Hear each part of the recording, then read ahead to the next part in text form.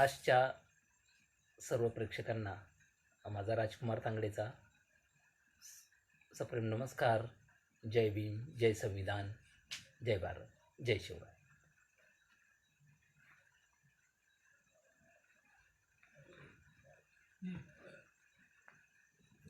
खरं वातावरण जरा पावसाळी आहे, थोडा रेंजचा पण प्रॉब्लेम असेल, त्यामुळं एखादी वेळेस माझा आवाज कट होण्याची शक्यता आहे.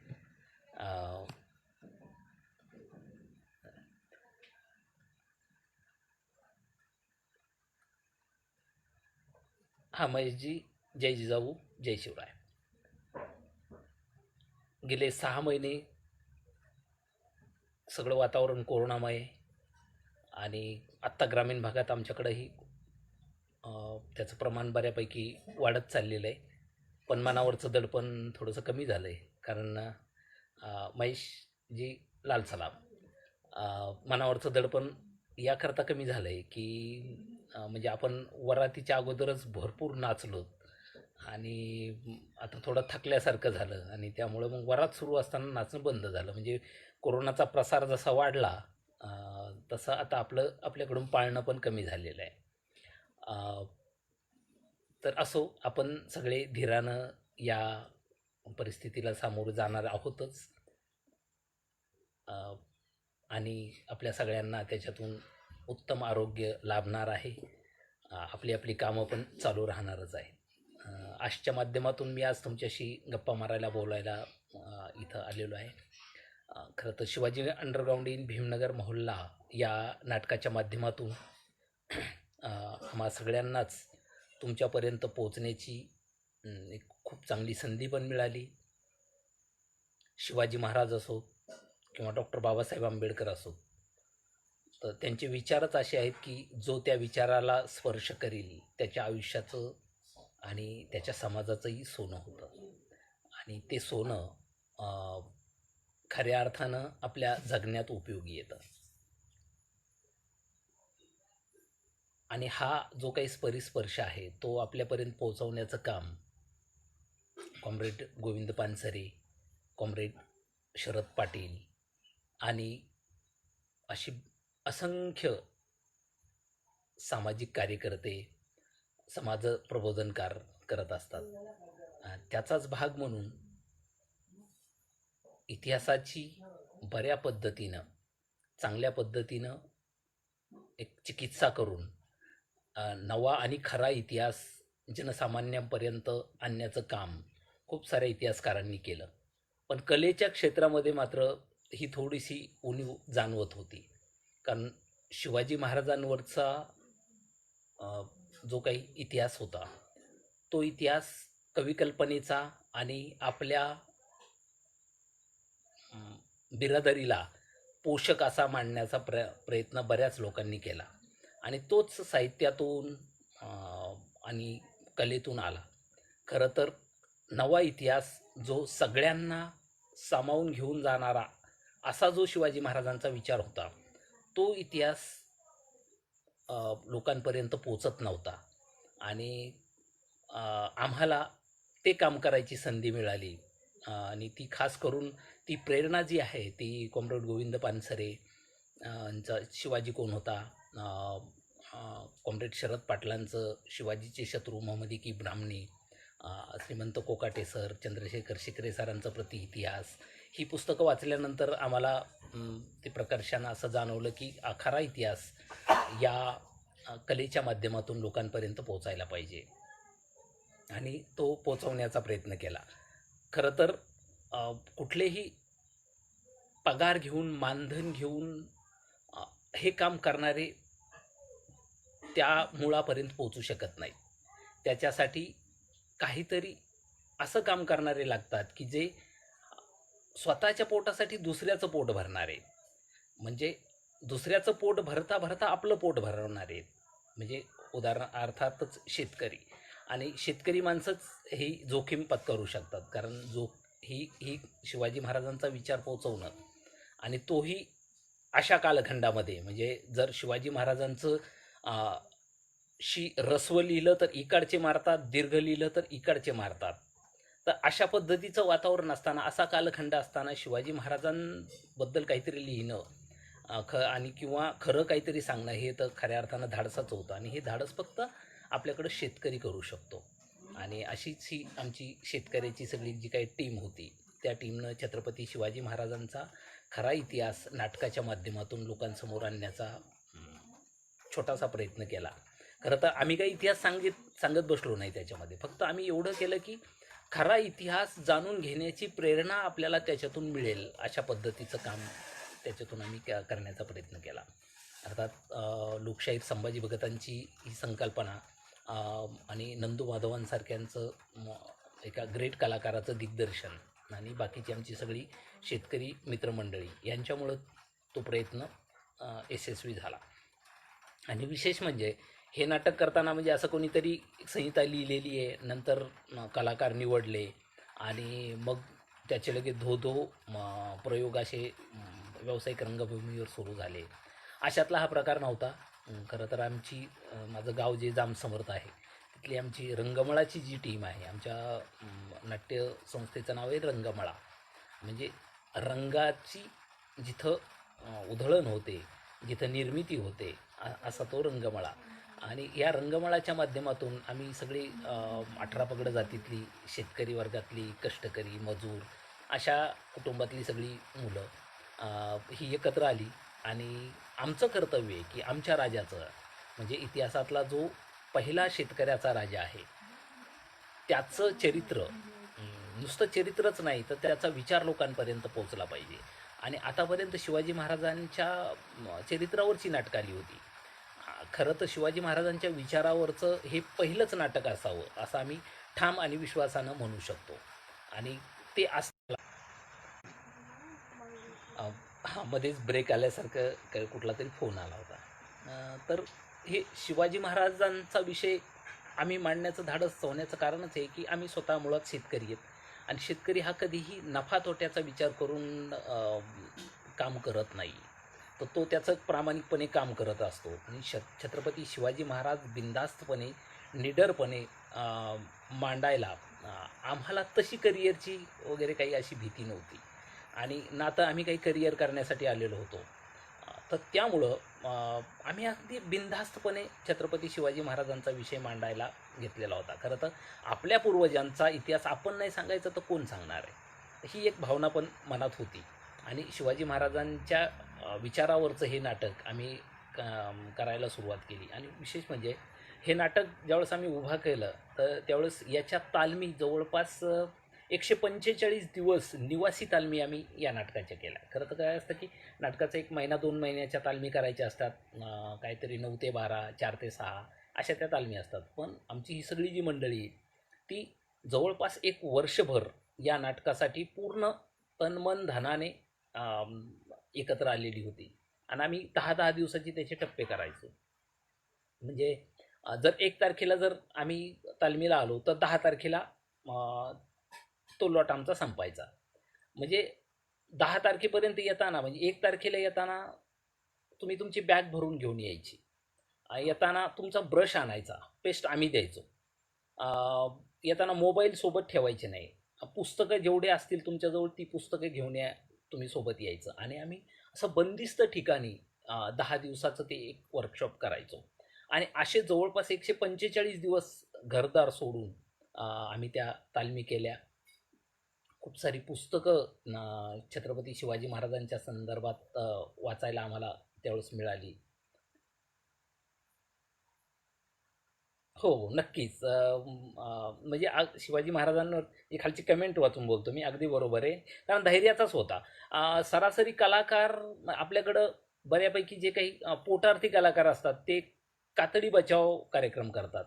म्हणजे कुठेतरी आपले जे हे असतात, राज्यकर्ते असतात, त्यांची जी हाजी करणारी अशाचा प्रयत्न, अशा पद्धतीने वागण्याचा प्रयत्न करतात. आम्ही बिनधास्त होतो. कारण आम्हाला म्हणजे काय जाणार होतं आमचं.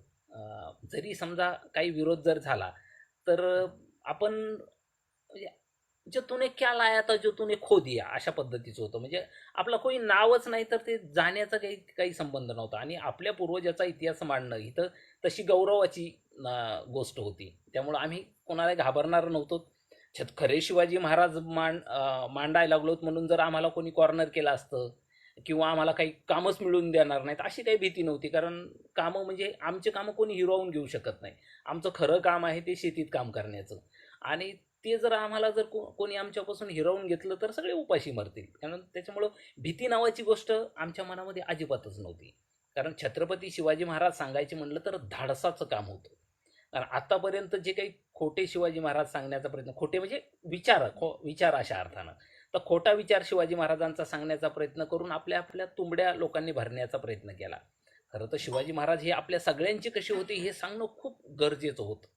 आणि तेही अशा माध्यमातून म्हणजे कलेच्या माध्यमातून आणि कलेच्या माध्यमातून असा प्रयत्न कुणीही केलेला नाही आहे आणि तो पहिला प्रयत्न करण्याचं काम ती जिम्मेदारी कदाचित आमच्यावर आलेली असावी असं मला वाटतं आणि हे नाटक करताना म्हणजे आम्ही नाटक म्हणून आम्ही करतच नव्हतो खरं तर एक चळवळ म्हणून चळवळही त्याला लोक म्हणले म्हणजे आमचं जे काही वागणं होतं आमचं जे काही काम होतं आमचं जे त्याच्यातलं समर्पण होतं त्याच्यातून आम्हाला बरेच जण म्हणायचे की अरे हे हे चळवळीचंच नाटक आहे.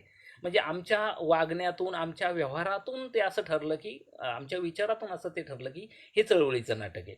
म्हणजे आता आता मी चळवळ करायला निघतो असं म्हणून जर कोणी करायला लागलं तर मला वाटतं की तो कदाचित कार्यक्रम तो फसू शकतो. पण हे चळवळीचं नाटक म्हणजे अगदी 10-12 जी काही आमची मुलं होती, 13 कलाकार होते. हे 13 कलाकार तर म्हणजे अस्सल शेतकरी होते. त्यातला आमचा गजेंद्र म्हणून आहे, जो तांगडे, ज्याच्या मोबाईलवरून मी आत्ता बोलतोय. तर हा तर त्यावेळेस 18-20 वर्षाचा असेल आणि त्यावेळेस त्याला नाटकाला यायचं आणि अडचण त्याला अशी होती, की त्याला त्याला बैल सांभाळावं लागायची शेतातले आणि त्याच्यामागे ते महत्त्वाचं काम होतं. तर त्यानं काय केलं, ती अडचण यायला लागली म्हणून ते बैलच विकून टाकले. आमचा नारायण वाघमारे वीटभट्टीवर कामाला होता. तर त्यानं वीटभट्टीचं काम बंद केलं आणि तो तिकडं आला. म्हणजे आमचा कैलाश वाघमारे ज्यानं तान्हाजी सिनेमामध्ये चुलत्याची भूमिका केली. तर तो कैलाश वाघमारे मुंबईला करिअरसाठी गेला होता. मुंबई थिएटर अकॅडमीचा विद्यार्थी. तो मुंबई सोडून इकडं जालन्याला शिवाजी अंडरग्राऊंडमध्ये काम करण्यासाठी आला होता. म्हणजे ही सगळी जी मंडळी आहे आमची वसुंधरा त्यावेळेस खूप छोटी होती 4थीला. ती 2-3 वर्ष शाळेतच गेली नाही. आणि पण ती तिथंच पुस्तकं वाचायची, आमच्यासोबतच सगळं जग पाहायची, शिकायची आणि हे करत असताना म्हणजे अगदी सगळं भान हरपून गेले होते. म्हणजे एक वेळ तर अशी आली होती, की आम्हाला घरचे पण विचारायला लागले, की असे दीड-दीड, 2-2 वर्ष तुम्ही करताय म्हणजे नेमकं तुम्हाला करायचंय काय? तुम्ही काय करताय? म्हणजे नाटक इतके दिवस नसतं ना. म्हणजे वर्षभर जर तुम्ही तालमी करत असाल, तर ते नेमकं तुम्ही काय करताय हा प्रश्न मध्येच फोन येतात. तर ही अशी झपाटून गेलेली मंडळी त्यात काम करत होती आणि कोणालाही म्हणजे अगदी तुम्ही जर बघितलं तर शिवाजी अंडरग्राऊंडची जर तुम्ही जाहिरात पाहिली, तर त्याच्यामध्ये खाली यायचं की छत्रपती शिवाजी महाराजांवरचं नाटक शिवाजी अंडरग्राऊंड इन भीमनगर मोहल्ला आणि कलाकार 13 शेतकरी. म्हणजे ज्यांची नावं पण नसायची त्याच्यामध्ये. म्हणजे आपण म्हणतो ना, की नावासाठी तुम्ही करत असाल, तर नाही. नाव पण येत नव्हती त्याच्या. म्हणजे शिवाजी महाराजांसोबत ज्या मावळ्यांनी स्वराज्य उभा केलं, ते काय सगळ्यांची थोडीच नावं येत होती. तर असं ही ती प्रेरणा होती. म्हणजे हा तो वारसा होता. त्यामुळं अगदी बिनधास्त आणि अशा पद्धतीनं ती त्याच्यात काम करायची आणि लोकांनीही त्याला खूप प्रचंड असा प्रतिसाद दिलेला आहे. खरं तर मूळ मुद्दा हा आहे, की आपले प्रश्न, आपलं दुखणं, आपलं गाऱ्हाणं किंवा आपलं म्हणणं हे आपल्यालाच मांडावं लागेल. कारण ते काही ते मांडण्यासाठी कोणी काही वरून येणार नाही किंवा बाहेरून पण कोणी येणार नाही. आणि इथलेही जे म्हणजे आपल्या विचाराचे नाहीत तेही कोणी मांडण्याचा प्रयत्न करणार नाही. त्याच्यामुळं आपलं आपल्यालाच मांडावं लागेल आणि त्याच्यासाठी अडकून बसायची गरज नाही. आता आमच्यात कैलाश वाघमारे आणि ही एक 2-3 मंडळी जर सोडली, तर बाकीच्यांचा नाटकाचा तसा म्हटलं तर काही संबंध नाही. कोणीही थिएटरचा अभ्यास केलेला नाही, कोणी थिएटरचा विद्यार्थी नाही. पण तरीही महाराष्ट्रातलं सगळ्यात महत्त्वाचं नाटक निर्माण करण्यामध्ये सगळ्यात महत्त्वाचं योगदान या सगळ्या कलाकारांचं आहे. अ, आशिष हां, अशी जी नाटकाला शिवाजी अंडरग्राउंड इन भीमनगर मोहल्ला अ, कसे हे म्हणजे नाव कसे दिले असं म्हणायचं असेल यामागे कोणता किस्सा आहे का? हां, म्हणजे ज्यावेळेस संभाजी भगत सरांनी ही क संकल्पना ऐकवली त्यावेळेस असं होतं की शिवाजी महाराजांचा विचार आहे ना, तो शिवाजी महाराजांचा विचार हा अंडरग्राऊंड आहे. मग तो भूमिगत आहे. मग तो आहे. विचार कुठेतरी काम करतोय. तर आणि तो भीमनगरमध्ये आहे. आता भीमनगर मग मग त्याचं लॉजिक असं होतं की वारसा हक्कानं जर आपण नीट विचार केला, तर डॉक्टर बाबासाहेब आंबेडकरांचे गुरु अ, महात्मा ज्योतिराव फुले. महात्मा ज्योतिरावजी फुले हे छत्रपती शिवाजी महाराजांना गुरु मानायचे. म्हणजे छत्रपती शिवाजी महाराजांचा विचार जो आहे तो वारसा हक्कानं अ, भीमनगरमध्ये आहे. आणि दुसरं आणखी एक असं होतं की सध्या म्हणजे जर समजा शिवाजी महाराज आत्ता असते, तर शिवाजी महाराजांचे जे मावळे आहेत, तर अ, ते काही सरस्वती कॉलनी किंवा अशा ह्याच्यामध्ये म्हणजे एक नाव उदाहरणादाखल सांगायला की जी उच्चभ्रू जी वस्ती आहे, अशा कॉलनीत नसते राहिले. ते इंदिरानगर, समतानगर, भीमनगर, अ, झोपडपट्टी अशाच ठिकाणी ती शिवाजी महाराजांचे मावळे आणि कार्यकर्ते राहिले असते. जर शिवाजी महाराज असते, तर आत्ता त्यांच्या मागे कोण कोण लोकं उभा राहिले असते? तर ते भीमनगरमधलेच राहिले असते. इथं जात धर्म अशा अर्थानं नाही. तर अ, त्या क्लासचे लोकं, सर्वसामान्य लोकं, अशा लोकं शिवाजी महाराजांच्या म्हणजे मावळ्यामध्ये राहिले असते. आणि आत्ता जर विचार केला स्वातंत्र्यामध्ये, तर खऱ्या अर्थानं स्वातंत्र्याचा विचार हा भीमनगरमध्ये जिवंत आहे. तिथे एक बंडखोरी आहे. तिथं धाडस आहे. आणि अशा अर्थानं आणि खरं जिथं धाडस आहे, जिथं बंडखोरी आहे, तिथं शिवरायांचा विचार आहे. म्हणून ती खरी ती परंपरा होती. म्हणजे शिवाजी अंडरग्राउंड इन भीमनगर मोहल्ला. असं ते नाटक होतं. तर आमचं भीमनगरपर्यंत होतं ते. आणि नंतर ज्यावेळेस नंदूमाधव सरांनीला ही म्हणजे आम्ही ते नाटक ऐकवलं वाचन. त्यावेळेस ते म्हणले, "अरे, मोहल्ल्यातले पण लोकं होते ना त्यांच्यासोबत." आणि मग नंतर मग आम्ही त्याला पुढं जोडलं, की शिवाजी अंडरग्राउंड इन भीमनगर मोहल्ला असं असं ते नाव जोडलेलं आहे. आणि ही त्याची पार्श्वभूमी त्याच्या पाठीमागे. अं, नक्कीच जयरामजी. संभाजी महाराजांवरही नाटक करायला आम्हाला आवडेल आणि आम्ही ते करण्याचा पण प्रयत्न करू. सचिनजी बरोबर आहे, की शिवाजी अंडरग्राऊंडनं सांस्कृतिक चळवळीत महत्त्वाची भूमिका बजावलेली. शिवाजी अंडरग्राऊंड ज्यावेळेस सुरू झालं आणि महाराष्ट्रभर त्याचे खूप सारे प्रयोग व्हायला लागले. त्यावेळेस आम्हाला खूप जणांनी असं सांगितलं होतं, की त्याची तुम्ही डी-व्ही-डी करा, सी-डी करा आणि ते लोकांमध्ये पोहोचू द्या. पण माझा आग्रह त्याच्यासाठी असा होता, की या नाटकाची सी-डी, डी-व्ही-डी पुस्तक रूपात करायचं नाही. त्याच्या मागचं लॉजिक असं होतं, की जिथं माणसं एकत्र येतील आणि आणि जर माणसं एकत्र आणायचे असतील तर काहीतरी निमित्त लागतं. आणि ते निमित्त शिवाजी अंडरग्राऊंड इन भीमनगर मोहल्ला हे नाटक होत होतं. आणि त्यामुळं म्हणलं की शिवाजी अंडरग्राऊंड भीमनगर मोहल्लाच्या निमित्तानं महाराष्ट्रभर लोक एकत्र येतील. घरात बसून क्रांती होणार नाही कधीच. क्रांती म्हणजे बदल जो काही आपल्याला सामाजिक बदल करायचा तो काही घरात बसून होणार नाही. तर त्याच्यासाठी माणसं एकत्र येणं गरजेचं आहे आणि एकत्र आल्यावरच माणसाची विचाराची देवाणघेवाण होते. आणि म्हणून हे नाटक चळवळीसाठी खूप महत्त्वाचं ठरलं. चळवळीतल्या लोकांनी खूप सारे प्रयोग मग अगदी दिल्लीपासून ते अगदी गावात म्हणजे पारगावसारख्या छोट्या गावामध्ये पण या नाटकाचा प्रयोग झालेला आहे. आणि जिथं लोकं म्हणजे 1,000, 2,000, 10,000, 20,000 लोकांनी या नाटकाचा प्रयोग पाहिला. तुमच्या या प्रयोगातून कृषकाची मातीशी निष्ठा असते, तशी रंगकर्मीची रंगभूमी. हां. आज बरोबर आहे. मुळात मी पहिला मुद्दा तोच सांगितला, की शेतकरी आहे ना, शेतकरी हा कधीही नफ्या-तोट्याचा विचार करत नाही. म्हणजे शेतकऱ्याच्या जर विहिरीमध्ये जर थोडं पाणी असेल ना, 10-15 मिनिटं जर त्याची मोटर चालत असेल ना, तर तो त्याच्यावर माळवं नाही करत किंवा भाजीपाला नाही लावत. तो काय करतो, की बैला-ढोरासाठी कुठेतरी कडूळ टाकीन, कुठेतरी घास हे करीन. म्हणजे जो पहिला दुसऱ्याचा विचार करतो, असा शेतकरी आहे. त्यामुळं कदाचित शेतकरी असल्यामुळंही आम्ही अशा पद्धतीचं सामाजिक नाटक आम्ही करू शकलो. अ, आणि लोकांसाठी हे होणं खूप गरजेचं होतं. लोकांना एकत्र आणण्यासाठी अशा पद्धतीचं नाटक खूप गरजेचं होतं. मुळात पुन्हा पहिलं तेच म्हणतो की शिवाजी महाराजांच्या चरित्रावर खूप नाटकं आली, पण शिवाजी महाराजांच्या विचारावरचं नाटक येणं खूप गरजेचं होतं.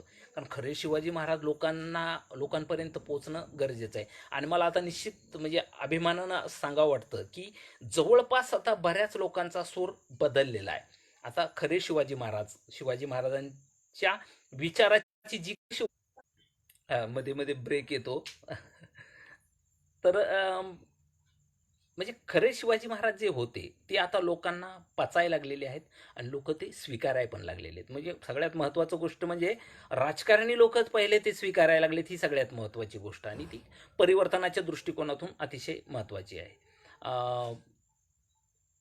हो, तुम्ही माढ्यात हो, हो, माढ्यातला पण या नाटकाचा प्रयोग झाला होता. लोकांना एक खरं तर महाराष्ट्रामध्ये मी सांगितलं ना, की अगदी गोव्यात पण या नाटकाचे प्रयोग झाले. इकडं उत्तर महाराष्ट्रात पण झाले, विदर्भात पण झाले, मुंबईला पण झाले. अख्खा अवघा महाराष्ट्र पिंजून काढला. म्हणजे या नाटकाचे जवळपास 750 प्रयोग केलेले. आणि 750 प्रयोग म्हणजे जोक नाही खरं तर. म्हणजे अशा अर्थानं की थिएटरमध्ये आपण तुम्ही 1000, 2000, 10,000, 5000 प्रयोगाचे टप्पे पार करणारी खूप सारी नाटकं आली असतील. पण गावखेड्यात जाऊन, जिथं स्टेज नाही, जिथं थिएटर नाही, जिथं पारंपरिक नाटकाचा प्रेक्षक नाही, जिथं नीट रस्ते नाहीत, जिथं लाईट नाही, अशा ठिकाणी जाऊन नाटकाचा प्रयोग करणं, तेही 750 प्रयोग करणं, म्हणजे ही खरं तर ही मोठी गोष्ट आहे. आणि त्याही लोकांना ज्यांचे अजून भाकरीचेच प्रश्न सुटलेले नाहीत, त्या लोकांना हे नाटक ठेवावं वाटणं, ही सुद्धा एक महत्त्वाची गोष्ट आहे. आणि महाराष्ट्रभरात ग्रामीण भागात खूप सारे या नाटकाचे प्रयोग झाले. म्हणजे मी तर म्हणतो की म्हणजे एका यात्रेत या नाटकाचा प्रयोग ठेवला होता. हे तर यात्रेमध्ये तर करमणुकीच्या कार्यक्रमाला जास्त प्राधान्य दिलं जातं. पण शिवाजी अंडरग्राउंड हे असं एक नाटक आहे की ज्याच्यामध्ये म्हणलं तर करमणूक आहे, पण ती वैचारिक करमणूक आहे. म्हणजे सुमार जी बुद्धिमत्ता आहे ती नजरेसमोर ठेवलेली नाही आम्ही. पण माणसामध्ये जी सगळ्यात जास्त विचार करण्याची जी शक्ती असते, त्या शक्तीला आव्हान देण्याचं काम या नाटकातून केलेलं आहे. त्याच्यामुळे आपल्याकडं माणसं ढ अजिबात नाही. आपल्याकडच्या कलाकृती ढ आहेत. आणि त्या त्या तशा पद्धतीनं लोकांसमोर जातात. मग त्याच्यामुळे ते लोकांचा जो काही बुद्ध्यांक आहे तो कमी कमी कमी कमी करण्याचं काम हे आपल्या बाकीच्या कलाकृती करत आहेत. लोकांना काही कळत नाही असं गृहीत धरून जर काही वेळी सुमार जर नाटकं केली, सुमार सिनेमे जर केले, तर लोकांना काही पर्याय नसतो. त्यामुळे ते पाहणारच आहे. म्हणजे अगदी आता मोबाईलवर नाही का पबजी वगैरे पण लोक खेळतात. पबजीतून काही घ्यायसारखं थोडंच असतं. लोकांचा वेळ घालवण्यासाठी लोक काहीतरी करत असतात. आणि आपल्याकडं चांगलं देण्याची क्षमता लोकांमध्ये खूप कमी आहे. जी चांगलं देण्याची क्षमता आहे ती या आपल्यासारख्या अशा कष्टकरी वर्गातून आलेल्या लोकांमध्येच आहे. कारण त्यांचं जगणं हे रसरशीत आहे. ते अस्सल जगणं आहे आणि या अस्सल जगण्यातून या गोष्टी बाहेर येऊ शकतात. Thank you. हां, मग माझा आत्ता एक सिनेमा पण म्हणजे एक सिनेमाचं काम कंप्लीट झालेलं आहे.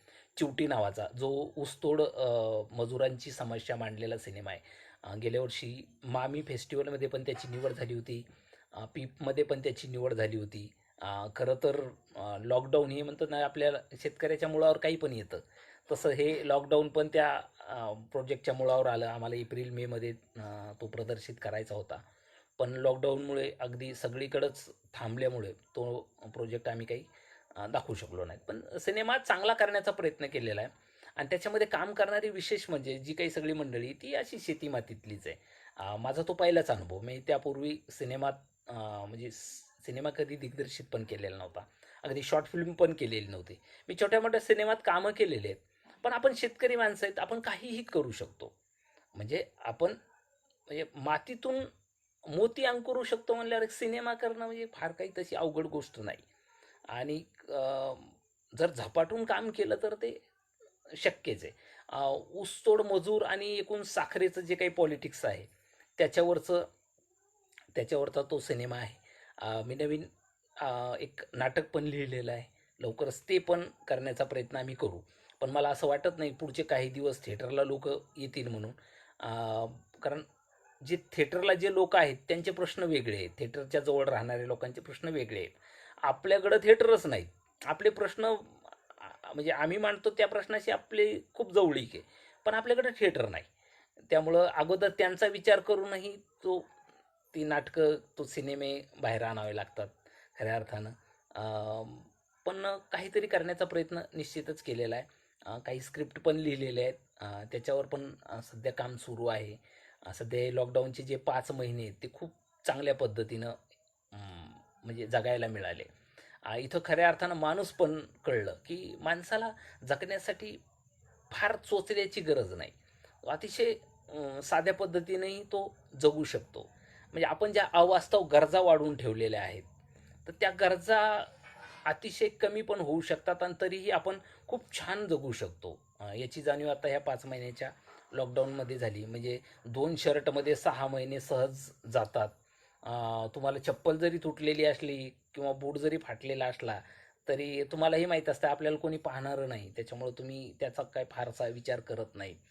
तर ह्या ज्या साधेपणाच्या ज्या गोष्टी आता ह्या खूप या लॉकडाऊननं शिकायला मिळाल्या. याला जर आपण पॉझिटिव्ह जर घेतलं तर खरंच आपलं एक वॉशिंग झालं असं म्हणायला पण हरकत नाही. अं, नाटक हा फॉर्म फार महत्त्वाचा आहे. फुलेंनी नाटक लिहिलं तसं कॉम्रेड शपांनीही नाट्यसंहिता लिहिण्याचं आकर्षण होतं.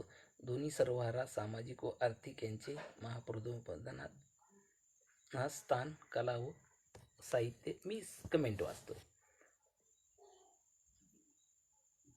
दोन्हीमधला.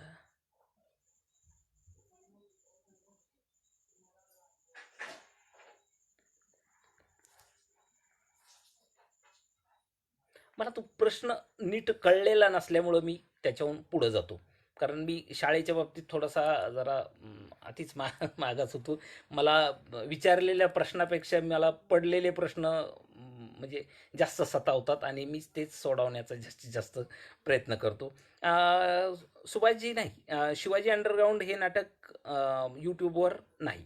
मी अगोदरच बोलताना सांगितलं होतं, की आम्हाला या माध्यमातून ते नाटक लोकांसमोर आणायचंच नव्हतं. कारण नाहीतर मग काय होतं, की मोबाईलवरून खूप साऱ्या गोष्टी, क्रांतिकारी गोष्टी आपल्याला पाहायला मिळतात आणि त्या तिथल्या तिथंच आपल्या मनात वादळ तयार होतं आणि मग पुन्हा तिथंच ते शमतं अगदी पेल्यातल्या वादळासारखं. त्यामुळं म्हणजे शिवाजी अंडरग्राऊंडचा जर समजा आपल्या गावामध्ये प्रयोग आहे, हे जर माहीत झालं तर किमान 100, 500, 200 लोकं एकत्र येतात ना.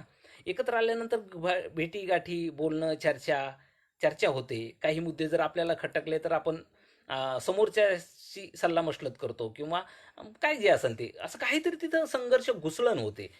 त्यामुळं आम्ही हे नाटक काय ठेवलं, की हे स्टेज परफॉर्मन्स आहे त्याच पद्धतीनं त्याला ठेवायचं. नाहीतर मग जर मोबाईलवर आणायचं असतं तर सिनेमा पण करता आला असता याचा. अर्थात शिवाजी महाराजांवरचा सिनेमा करणं म्हणजे साधी गोष्ट नाही. म्हणजे जसं शिवाजी महाराजांचं व्यक्तिमत्व आहे, तसा सिनेमा पण होणं खूप गरजेचं आहे. जसं की नाटक करण्याचा प्रयत्न केला. तर YouTubeवर ते आपल्याला उपलब्ध नाही आणि त्या बहुतेक त्याचे छोटे-छोटे चंक आपल्याकडं आहेत. हां. तर हां, मग शिवाजी अंडरग्राऊंड ज्यावेळेस आमचं सुरू झालं, त्यावेळेस आमची जी काही मुलं होती, ही काहींनी शाळा कॉलेज पण सोडून दिलेलं होतं.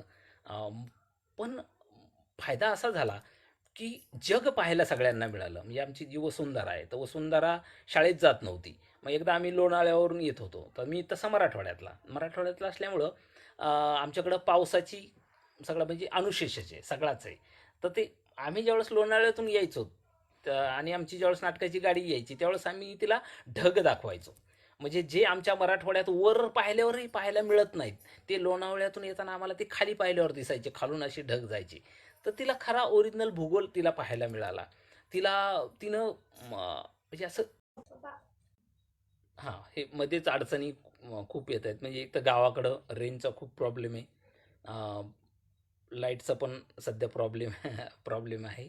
अ, आणि मध्येच फोन पण येत आहेत. तर तिला आम्ही खरा भूगोल आम्हाला असा दाखवता नसता आला पुस्तकातून. तो तिला तसा पाहायला मिळाला. अं, तिला जग पाहायला मिळालं. आम्हाला सगळ्यांना खूप काही शिकायला मिळालं. आम्ही जर शिवाजी अंडरग्राऊंड हे जर नाटक कदाचित केलं नसतं, तर आमचं विश्व अगदी मर्यादित आणि संकुचित राहिलं असतं. ते असं व्यापक अशा अर्थानं इतकं एवढं फुललं नसतं. म्हणजे आमची मुलं विमानातनं पण गेली. म्हणजे जिथं एस-टीच्या तिकिटाचे पैशाचे वांदे असतील, तिथं शिवाजी महाराजांचा इतिहास सांगितल्यामुळं मुलांना विमानानं जायला मिळालं. रेल्वेच्या फर्स्ट क्लासमध्ये जायला मिळालं. फर्स्ट क्लासमध्ये नाहीतर आम्ही म्हणजे रेल्वेसुद्धा पाहायला आमच्याकडे भेटत नाही. पण ते रेल्वेच्या फर्स्ट क्लासच्या डब्यामध्ये त्यांना जायला मिळालं. म्हणजे जगातल्या सगळ्या गोष्टी फक्त शिवविचार सांगितल्यानं आम्हाला म्हणजे अनुभवायला मिळाल्या, जगायला मिळाल्या. हा खरा तर खऱ्या अर्थानं शिवाजी महाराजांचा महिमा आहे. आणि सगळ्यात विशेष महत्त्वाची गोष्ट म्हणजे डॉक्टर बाबासाहेब आंबेडकर आणि छत्रपती शिवाजी महाराजांचा विचार एक होता, हे लोकांना सांगणं खूप गरजेचं होतं. म्हणजे पुण्याला ज्यावेळेस आमचा प्रयोग ठेवला, तर तो काही पोलीस अधिकाऱ्यांनी ठेवलेला होता. पुण्यातल्या एका परिसरामध्ये थोडंसं तणावग्रस्त 2 समाजामध्ये तणावग्रस्त वातावरण होतं आणि कुणीतरी त्यांना सुचवलं, की तुम्ही शिवाजी अंडरग्राउंड हे नाटक ठेवा आणि जो अतिसंवेदनशील एरिया होता, मुद्दाम त्या ठिकाणी छत्रपती शिवाजी महाराजांचं आणि डॉक्टर बाबासाहेब आंबेडकरांचं काय नातं आहे, हे सांगण्यासाठी तो प्रयोग तिथं ठेवलेला होता. अतिशय महत्त्वाची गोष्ट आहे आणि या नाटकामध्ये म्हणलं तर सगळ्यांवरच टीका आहे. म्हणजे कुठल्याच जातीला ह्याच्यामध्ये सोडलं नाही आणि म्हणलं तर ही सगळ्यांचीच बाजू आहे. म्हणजे फक्त शेवट काय निष्कर्ष निघतो तर छत्रपती शिवाजी महाराज हे कुठल्याही एका जातीचे नव्हते, धर्माचे नव्हते, एका समाजाचे नव्हते किंवा एका समूहाचे नव्हते किंवा एका घराण्याचे नव्हते. तर छत्रपती शिवाजी महाराज हे सगळ्यांचे होते. आम्ही सुद्धा म्हणतो अभिमानाने, की आम्ही छत्रपती शिवाजी महाराजांच्या विचाराचे वारस आहोत. म्हणजे छत्रपती शिवाजी महाराज हे सगळ्यांचे कसे होते, सगळ्या समाजाचे कसे होते, हे सांगण्याचा आम्ही प्रयत्न केला. म्हणजे जे काही आकुंचित पावलेलं होतं, त्याला आम्ही म्हणजे त्याचं प्रसारण हे केलं त्या विचाराचं आणि प्रसारण केलं असं म्हणायला काही हरकत नाही. आणि अशा विचाराची खूप समाजाला गरज आहे. वेगवेगळे जे काही महापुरुष असतील, त्यांचे विचार या माध्यमातून लोकांपर्यंत पोहोचायला पाहिजेत. कारण आता पुस्तकं वाचणे हा खरं तर म्हणजे एक मोठं दिव्य आहे. सगळेच काही पुस्तकं वाचू शकत नाहीत. किंवा सगळेच काही टेलिव्हिजन म्हणजे सीरियल-बिरियल पाहू शकत नाहीत. तर अशा नाटकाच्या माध्यमातून, सिनेमाच्या माध्यमातून असा विचार लोकांपर्यंत आला पाहिजे आणि वेगवेगळे जे काही महापुरुष आहेत, तर त्यांचं जीवनचरित्र आणि जीवनचरित्राबरोबर त्यांचा विचार लोकांपर्यंत आला पाहिजे, असं मला वाटतं.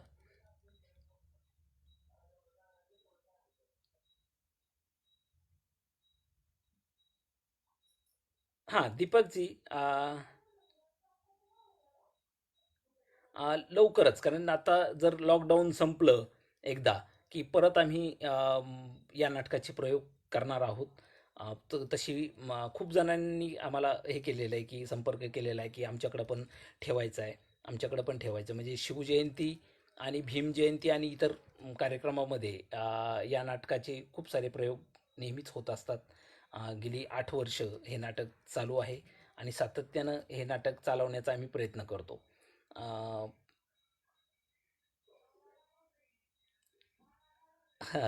कदाचित कारण कसं आहे की ठरवून काही बोलत नाही. जे काही अनुभवातून आलेलं आहे कदाचित तेच बोलण्यात येतं. त्यामुळं ते तुम्हाला वाटलं असेल. Thank you. अक्षयजी हां, तुमचे शिवाजी अंडरग्राउंड भीमनगर मॉलला हे नाटक बजाज नगरला आयोजित केले होते. नाटक बघितल्यानंतर माझं सर्वात सर्वात जास्त वाह! खरं तर मग हे फलित आहे आमचं अक्षयजी. मी जर हे नाटक पाहिल्यानंतर तुमचा कल जर चळवळीकडे हे झालं असेल, ओढला गेला असेल, अर्थात ते गट्स आतूनच लागतात. हे नाटक एक निमित्त झालं असेल त्याच्यासाठी. म्हणजे जसं की बुडबुडा असतो, तर हवा ही निमित्त असते तो फुटण्यासाठी. तसंच असेल कदाचित. हां, सॉरी हे मध्ये-मध्ये फोन येतात त्यामुळं. तर मला असं वाटतं की आपण ग्रामीण भागातले असो, कष्टकरी, शेतकरी किंवा इतर सगळ्या समाजातील जी काही मुलं आहेत, तर त्यांनी हे प्रयत्न करायला काही हरकत नाही, की आपण आपलं जे म्हणणं आहे, आपले जे प्रश्न आहेत, तर या माध्यमातून मांडण्याचा प्रयत्न केला पाहिजे आणि ह्याच्यासाठी काही कुठल्याही स्टारच्या घरात जन्मण्याची पण आपल्याला काही गरज नसते. फक्त तुमच्यामध्ये प्रामाणिकपणा, सच्चेपणा आणि क्षमता पाहिजेत. म्हणजे क्षमता असल्याशिवाय कुठलंच काम करता येत नाही. आणि तुम्ही तुमच्या क्षमता विकसितही करू शकता. तर तुम्ही तो विकसित करण्याचाही प्रयत्न केला पाहिजे. त्याच्यासाठी भांडवल लागत नाही. कलेच्या क्षेत्रात जर मुलांना यायचं असेल, तर याच्यासाठी भांडवलाची अजिबात गरज नाही. की असं नाही की की माझ्याकडं आता मला ड्रामाला ॲडमिशन घ्यायचं आहे, पण तिथली जी फीस आहे ती मला परवडत नाही, किंवा मला सिनेमा शिकायचा आहे, पण सिनेमाच्या एखाद्या इन्स्टिट्यूटला ॲडमिशन घ्यायला माझ्याकडे पैसे नाही. काही गरज नाही. पैशाची काही गरज नाही. जर असतील तर उत्तमच, पण नसतील म्हणून रडत बसण्याची काही गरज नाही. आपण ते उत्स्फूर्तपणे करू शकतो. आणि छोट्यातून मोठ्या मोठ्या गोष्टी होत असतात, त्या घडत असतात. त्यामुळं आपण आधी सुरुवात जर केली, तर आपण चांगल्या पद्धतीने आपली आपली कामं करू शकतो. म्हणजे आता मला वाटतं की परवाच अक्षय इंडिकर आपल्या इथं येऊन गेला. तर अक्षय हा सामान्य कुटुंबातला आहे, आपल्यासारख्या कष्टकरी वर्गातला आहे. नागराज मंजुळे आहेत. हे सगळे सर्वसामान्यांचे प्रतिनिधी आहेत. त्याच्यामुळं आपल्याला आता फार काही असं म्हणजे हातच्या काकणाला आरशाची काही गरज नाही. मुंबई पुण्यातच जन्मावं असंही काही नाही आहे. आपण कुठूनही काम करू शकतो. आणि विशेष म्हणजे की जसं की आम्ही शेतकरी असल्यामुळं विकायला फक्त मार्केटला जातो, पिकवतो गावातच. तसंच कलाकाराचं आपल्याला आपली जी कलाकृती निर्माण जी करायची ती जागेवरच निर्माण करू शकतो आपण.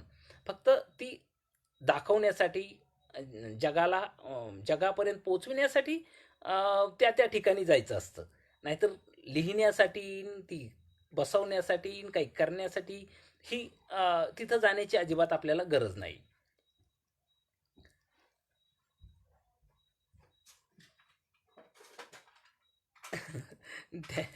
Thank you. अंतर्बाह्य प्रामाणिकपणा म्हणजे खरं तर माणसं सगळीच प्रामाणिक असतात. अं, हं. अ, माणसं खरं तर माणसं जन्मतः प्रामाणिक असतात.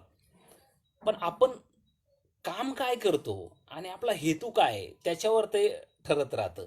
आपला हेतू जर स्वच्छ असेल, प्रामाणिक असेल आणि आपण जर म मनोभावे जर काम करत असू, तर कदाचित माणसं नितळ आणि स्वच्छ राहतात. अ, शिवाजी महाराज समजायला पिढ्या जातील पिढ्या. Thank you Maheshji. खरं आहे. कारण छत्रपती शिवाजी महाराज कळणं ही काही 2-5 मिनिटाची गोष्ट नाही.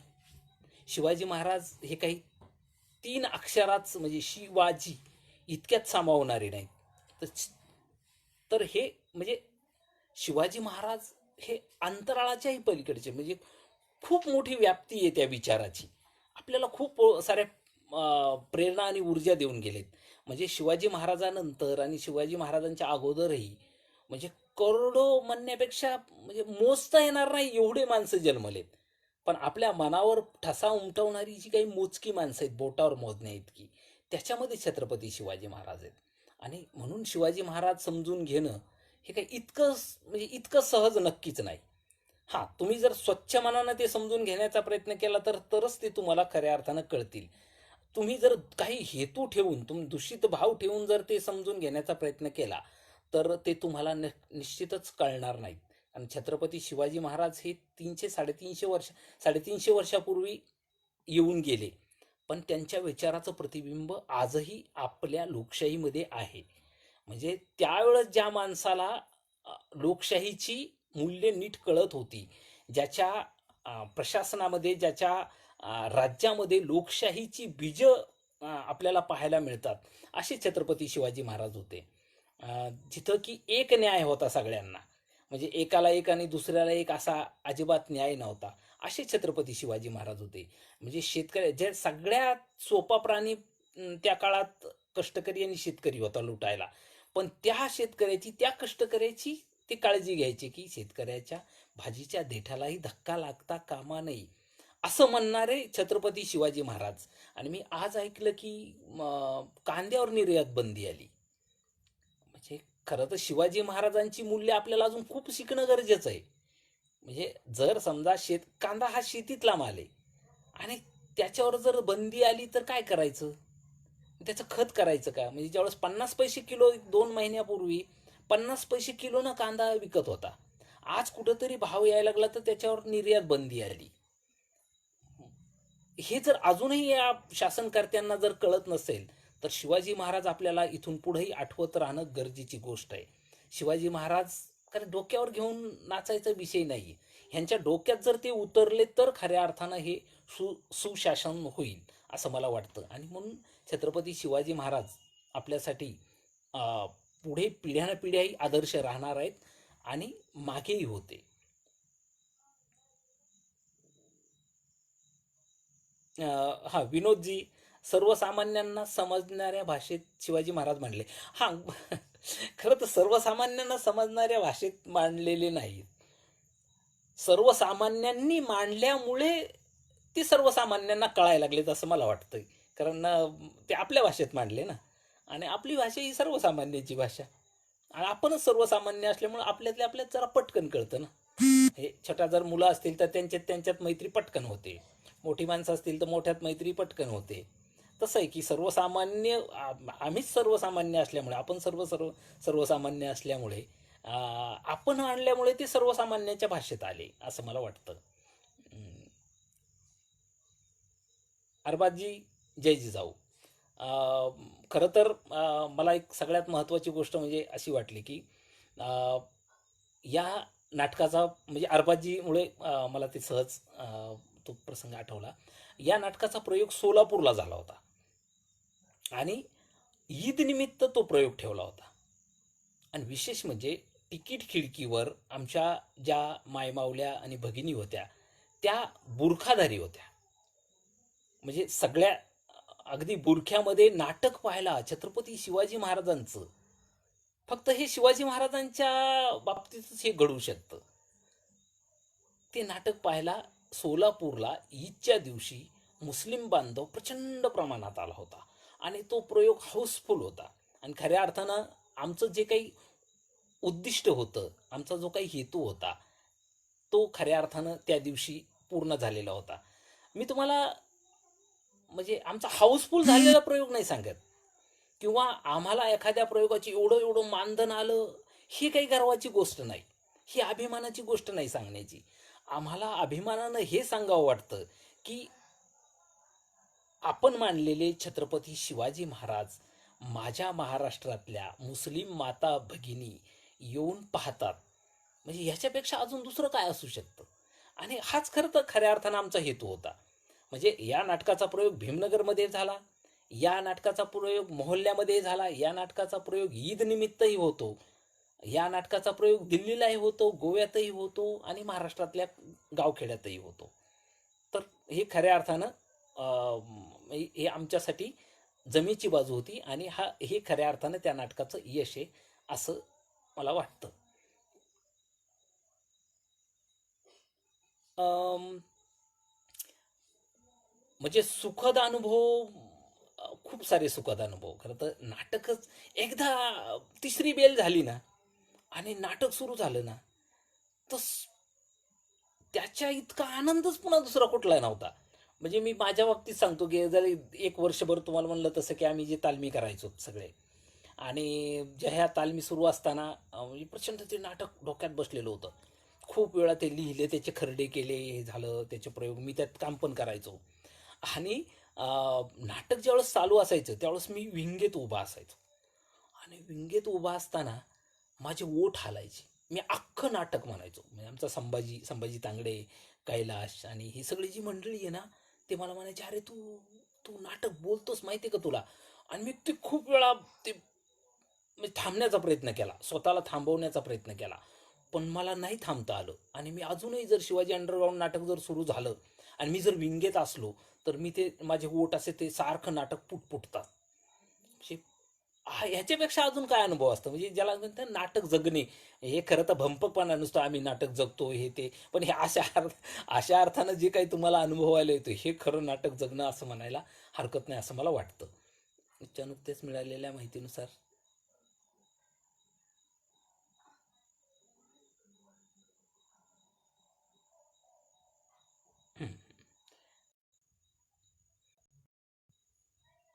हा. तर हे जे अनुभव आहेत तर हे अनुभव म्हणजे खूपच महत्त्वाचे आहेत. म्हणजे अगदी या नाटकाला ठाण्यामध्ये ज्यावेळेस विरोध झाला त्यावेळेस एक 60च्या आसपास एक माता होती आणि त्यांनी नाटक पाहिलं आणि त्यांना खूप त्रास झाला त्या नाटकाचा. नाटकाचा त्रास झाल्यानंतर त्या आल्या आणि त्यामुळं इंटरव्ह्यूमध्ये आल्या आणि त्या सगळ्यांना विचारत होते, की "मला ना या नाटकाचा लेखक दाखवा तुम्ही." तर आमच्यातल्या एक जणाने विचारलं, की "आहेत ते म्हणजे कशासाठी?" ती म्हणे, की "मला ना त्याचं तोंड चपलेनं सडकवायचंय."